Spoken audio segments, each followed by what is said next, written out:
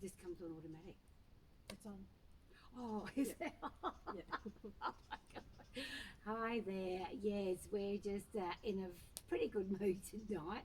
Actually, the moon's up there and it's in Cancer, so we're in a homely environment. We've worked out a few issues, and we understanding Kelly's story. I'm really realizing that I can back off. It was getting a little bit too hairy for me, and I just put up on my story about being my submission being rejected. And I knew that was going to be the case anyway because I got previous information regarding the Constitutional Act and also Section 51. But after talking to Kelly, who's going back Thursday, so we're just enjoying another healing night around the fire. And I want Kelly to explain to you what's come up today. We've actually gone through a lot of grief, really, because we're so frustrated with what's happening to people since colonisation, and there's a lot that we can't change, but we're doing our best. So I can back off a bit now. So, Kelly, what's you've got in store? So far away, darling. Hi, my name's Kelly. I come from a community called Echuca. It's on the border of New South Wales and Victoria. So I've come over to share this women's healing journey with an elder, Sandy, who I met about 2 years ago. And she's helped me get through the process of what it means to be recognised and going through the right channels to get that support for myself.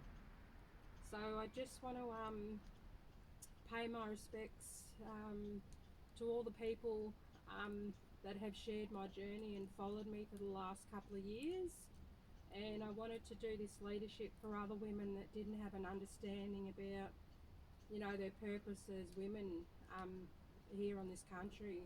So hopefully with me going to university next year, I'll have that certified permit and a team to work with me and other mums and children and grandchildren and their families in the near future, without anyone trying to come in and manipulate that system.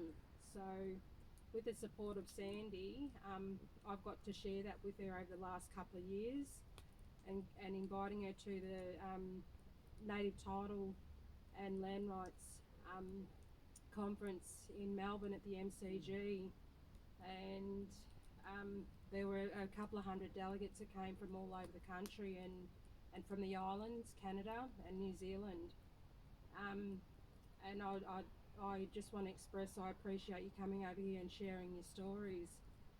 But each and every one of us have our own storylines to tell.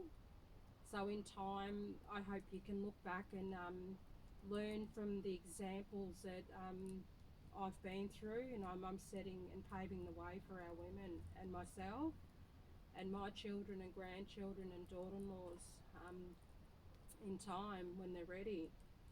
So I've been to an Indigenous Perspectives Forum as well, and that's gave me a lot of insight around um, different cultures and integrating that in our communities and going into state as well. And my biggest focus is sharing that outside of Australia and having people coming in on a global scale and working with our mobs around country Australia and our small regional communities here in our states and territories.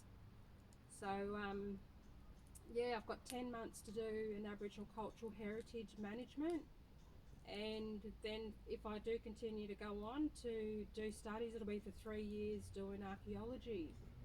Um, so I've had time to sit down and reflect about what I want to do, and hopefully this will help the other elders in our community that haven't been recognised and acknowledged to their identity, their heritage, and as traditional owners from where we originated from and settled today in our communities. So that's all for my walkabout today, and I appreciate Sandy sharing this journey with me. Okay, yeah, thanks very much for listening, and we'll be around the campfire again tomorrow night. So thank you so much. Okay, bye.